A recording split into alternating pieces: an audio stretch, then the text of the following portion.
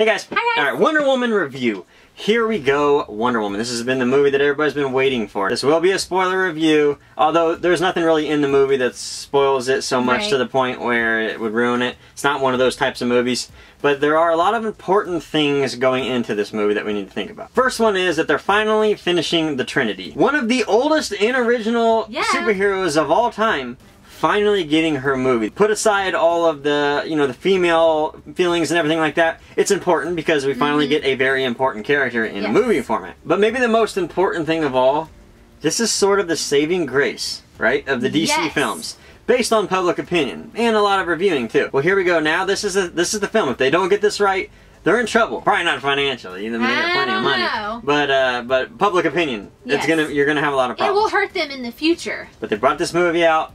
And I can say, and I know you can say, oh my god, yes. Amazing, amazing movie. Now we're gonna have sort of difference of, not opinion, but feelings for the movie for obvious reasons. Right. I look at this movie as a DC fan simply, like, I'm so happy finally that Wonder Woman finally gets her movie. Right. You look at it as... I looked at it as it's finally someone that little girls can relate to. Like, we have Black Widow and other female characters that little girls can look up to, but now we finally have this strong, powerful woman who's out there like fighting and has all of this stuff. It's just, she's amazing. Now I think the first thing we should start with was Themyscira. This was probably going to be the most important thing in Wonder Woman besides her outfit and who it was and everything. Beautiful. They did it right, right? It was so pretty. I loved all of the mountains, the water, everything. It was so inviting to look at. It was very Greek. I mean, that's what they had to do. Obviously, Wonder Woman has backgrounds in Greek mythology. Right. I think they really did that very well. I got to give props to Patty Jenkins. She killed it. What a visionary. What a director. This is the first time I've seen a director, in the DC world anyways, do a backstory, an origin story properly, quickly, and then getting into the story of the movie. Captain America did it very well for Marvel, I thought. But that's exactly what she did, man. She gave us the origin story of her and then moved on quickly.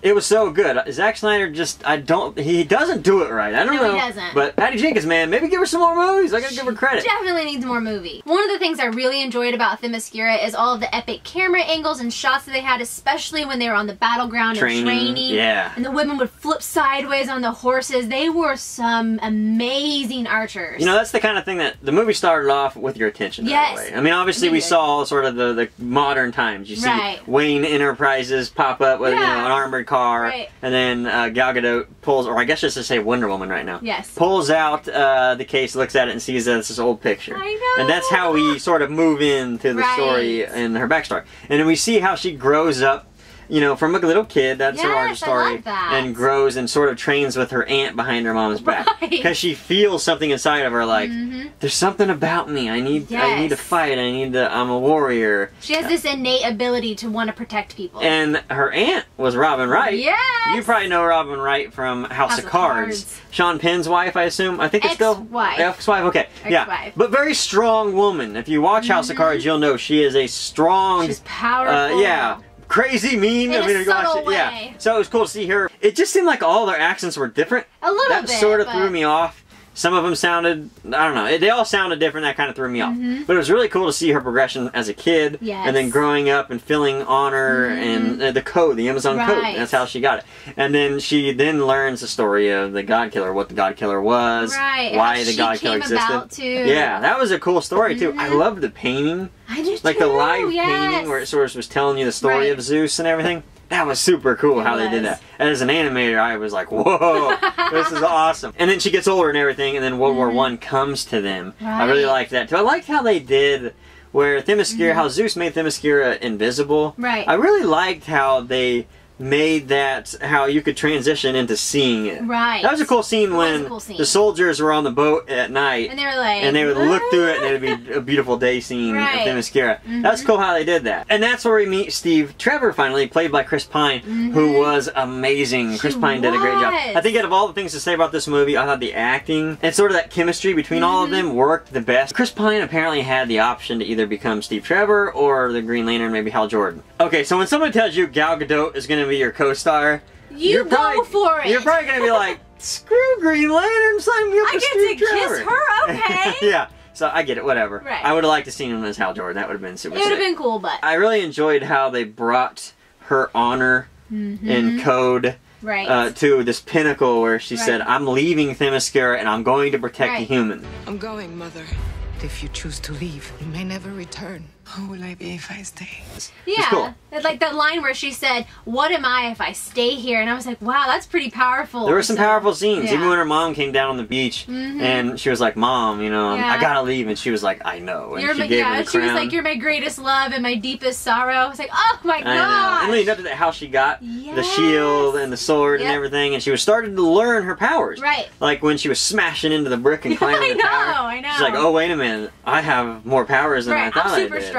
Even when she was battling Robin Wright, and that last protection was like, boom! When she broke the barrier. Yeah, and she was like, "I'm sorry." I'm like, "Take that!" Oh! I would have been, "I'm sorry." I'd have been like, "Come at me, bro." That's what I've been like, shoot. So yeah, I mean, that's what we know, you know, that Ares is apparently the guy that's causing World War I in their mind because of the Greek mythology. I mean, he's the god of war. That's what we know. We know Ares has got to be coming somewhere. That's right. And she goes to war, you know, and it was kind of a cool scene where she's on the boat, and they're talking about sleeping together. That was funny. It was such a crazy, weird scene that I liked it, but then I was kind of also like, what is this? If they needed to cut something, they probably could have cut that out of anything. As far as pacing goes, I wouldn't say it was action-packed and great the whole way through, but the problem is, I can't get mad at that because it was trying to tell a story. Right. They just couldn't fly through it or give you action constantly. It had to tell a story. It was the first one. So I totally appreciate that. Yeah. I think that's the criticism a lot of people are giving it, is that it was sort of slow in parts, but it was trying to tell a story. We needed that character development, and to have that development, to get to the point, to the pinnacle that she reaches, we have to have those slower moments. It can't just be action fighting scenes. I think that's why I respect the movie so much, is because they actually got character development right. Maybe not so much in some of them, like maybe Ares and things like that. That kind of came right on you. If you're going to take a 30-minute block and you have to build a relationship between two people that just met each other,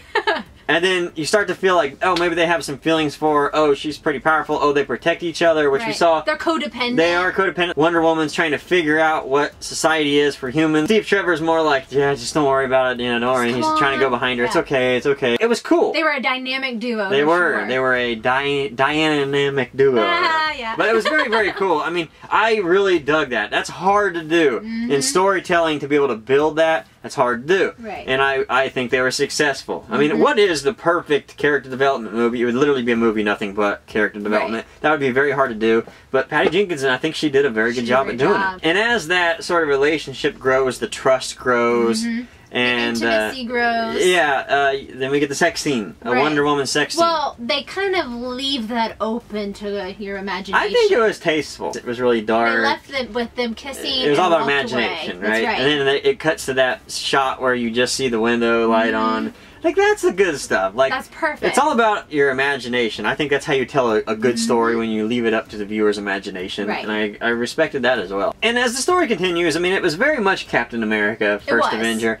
I mean, it's an easy sort of comparison because of World War, even though it was World War II and this being World War I. It was an easy comparison. You had Dr. Moreau doing poison, you know, coming up with chemicals. Really, her part wasn't that important. No, she was kind of a subordinate character. Basically, she was building a poison that was going to win the war before the armistice happened. Well, Germany was pushing for the armistice, and Britain thought, hey, we're about to have peace. And that was sort of the struggle. We were trying to figure out who the villain was. Right. And originally we thought it was the guy that was, you know, the head of Dr. Moreau trying to come up with the poison. And then, of course, later we learned, no, that's not it. We'll talk about that in a little bit. But yeah, I liked the little flip in it. I thought that was done really well. Now, while they were at war, I loved the scene when they were in the trenches, and she couldn't figure out why nobody was, I don't know, brave enough or whatever to go into no man's land. Right, exactly. She was like, what? She's and like, she just why? climbed up the ladder, and that was a cool scene. Well, very comic book feel. Exactly. They were like, you can't do this. And that was kind of a theme throughout the movie. Everyone kept telling her, you can't do this, you can't do this. And she was like, if I don't do it, who's going to? But you know what worked for that? Humans couldn't understand her powers, and Wonder Woman was learning her powers. Exactly. They were sort of learning together, like, what are you? And we saw mini level ups of her powers. Yes. So to be honest, I think the plot of, you know, maybe the poison and Dr. Moreau and everything like that, it wasn't important. It really wasn't. You know, maybe the script and everything, nothing was bad. I just don't think that the story was, I mean, the best thing in the world. I think that Dr. Poison she plays sort of an important role towards the end of the movie, and we'll kind of discuss that later.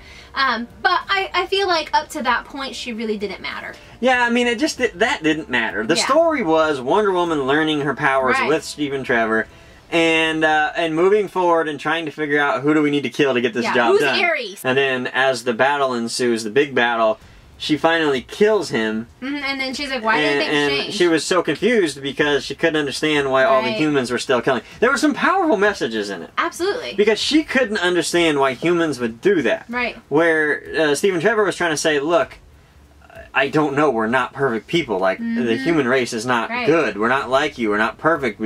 We do things bad and we can't understand why. Where Wonder Woman said, no, you're perfect. It's Ares that's doing this. That was really kind of a cool message, I thought. Yeah, definitely. But yeah, she kills him, and apparently, obviously it wasn't. But it was weird because when she killed him, that black smoke came out. I was like, woof. I know. Like, if that wasn't a little bit of Ares, why would it have done that? Right. Well, and maybe it was part of the poison that he was kind of sniffing in. Oh, I didn't even think about that. So that's my guess. Yeah, he kept taking that thing like, and he'd be like, supercharged. Yeah, that's kind of weird. She sees Sir Patrick, who was on the British side, in there, and then he reveals that he's actually Ares. Right. And he looks very powerful, right? Yes, he and did. She kind of realizes, like, I don't think I can fight him. Well, I mean, initially you wouldn't think it was him. He walked with a limp, he looked kind of weak, and then he walks in and he's just like, boom, all powerful. And then she starts to level up more. Yeah. And gets more powerful. Over and over and over again. And then realizes she can take him on. Right. And then he turns into full-blown Ares, which, I don't know if I liked the design of that very much. I was okay with the design of it. I mean,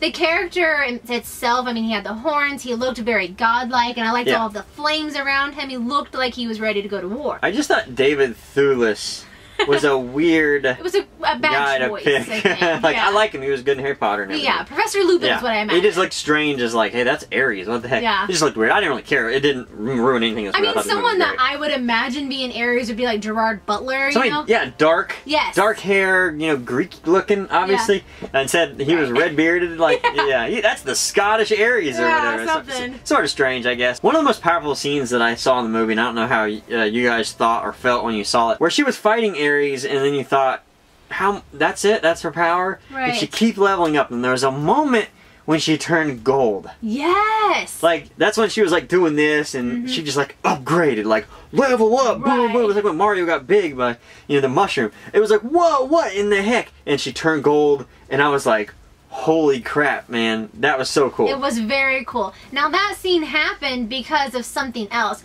She was being defeated by Ares, and then he kind of wraps her up. I don't know if it was asphalt or, like, part of the, like, tires or something. I'm not sure what it was. Just junk, basically. Yeah. And she was laying there, like, completely defeated. It was the tank tracks, wasn't it? Yes, it was. Yeah. And then we see Steve Trevor going up into the sky in the plane, and then he just explodes, like, spoiler alert. Trying to save the world, basically, from that gas. He knew what he had to do. Like, completely crushes Wonder Woman's soul because she loves him, and she didn't realize that love is the answer. How awesome was the scene when Steve Trevor was talking to her, but she couldn't hear it because of the ringing in her ears? And they didn't even let the crowd know. As somebody watching the movie, we didn't know either. I mean, you could assume that he's saying he loves her. I didn't. I just couldn't tell. Well, as a girl, like, we've seen a lot of love stories, so when he gave her that watch, I was like, oh my god, he just told her he loved her.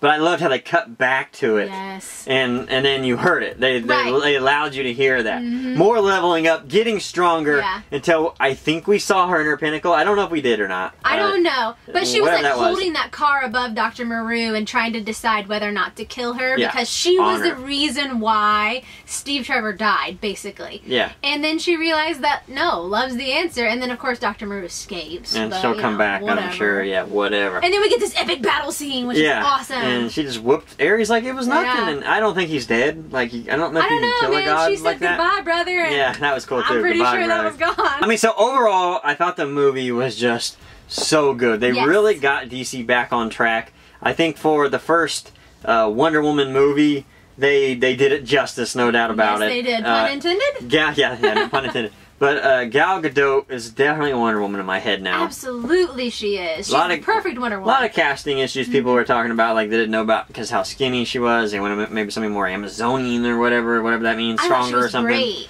Man, I don't know. She did great. I thought her acting was really, really good. Yeah. Superhero movies are a little hard to act in because it's just so strange. And I thought picking Chris Pine was such a good idea because Star Trek, I mean, he has a background sort of in that world, that nerd world, where you have to put yourself into this strange world that people really judge you a lot on how you act. And I hate to see him go. I do too. I'm so sad that he's not going to be coming back. Or, I mean, maybe he'll come back in some form. This is my theory. This is my theory. It makes no sense whatsoever. But this is my theory just because I want to. While he was in the plane, okay, right before it blew up, the Green Lantern could tell his courage and honor, and it shot onto his finger from space, and he jumped up and became Hal Jordan in his space or something like that. I mean, he's dead. He's gone. He's world. dead. We might have it happen. Man, I thought he was such a good cast, though. He was, and I mean, they may have done this because his filming contracts and schedule might not allow for him. Yeah, I'm sure he's busy. He's got a lot of credit. Yeah. But I do hear they're doing like 3 Green Lanterns this time in the movie. There's a standalone movie. There's gonna be all of them, I guess. So, but we'll see. But yeah, I hate to see him go. He was awesome, and I thought their chemistry together was fantastic. Yes. This is the movie, finally, in the DC universe, I should say, where I felt like that is an awesome couple. Absolutely. I didn't feel that with Joker and Harley. Nope. Unfortunately. I didn't even feel that with Batman and Superman. I still don't feel a connection. Like, these two guys are gonna really just wreak havoc on the villains out there. Right. This was the first time I saw a couple and said, that's cool. So do not let this movie go out of theaters before you see it. It is an unbelievable movie. Honestly, one of the best superhero movies I've ever seen, without a doubt. Definitely. Top 2 for me. I would say it's not as good as Logan. No, but I would say it's better than Guardians of the Galaxy 2. Yes, definitely. And maybe not as good as Winter Soldier. Yeah, maybe so. It's somewhere in there. I gotta put it in my top 5. I just thought it was so cool, like the movie. As a guy, trust me, you can watch it. This doesn't have to be what people are trying to make it to be, like the, you know, the female or whatever. It doesn't have to be But that. it can be if you want it to be. It can be whatever you want it to be. That's the thing. Exactly. And Patty Jenkins said she didn't direct this movie to be sort of a female empowerment movie. She wrote this to be a good superhero movie, and because of that, it becomes, you know, sort of empowering for little girls. Yes, definitely. It's going to be a Halloween of Wonder Woman kids. Yes, I'm so excited. No doubt about it. But will they do a Steve Trevor outfit? That's what I want to know. I don't know. Like the puffy jacket, those cool spider jackets. Yeah, because you know he's a spy. I guess we didn't say that, but yeah, that'd be cool to see like a little Wonder Woman running around with like a little boy that's dressed like Steve Trevor. That'd be super. Could you sick. imagine if you had like a gaggle of kids and then you had them dressed up as all of the different characters? There'll be that one kid who has an Ares mask. And just found like walking around like, whoa. Yeah, that's the Doomsday kid. Like, I didn't want to be Batman or Superman. I wanted to be Doomsday. Yeah. Alrighty, guys. This was just trying to be a different format of reviewing the movie. We didn't want to go over the entire movie. We just want to talk about it and try to be as quick as possible. So we hope you guys enjoyed and go see the movie. Yes. We'll see you guys next time. Thanks, guys. Bye. Bye.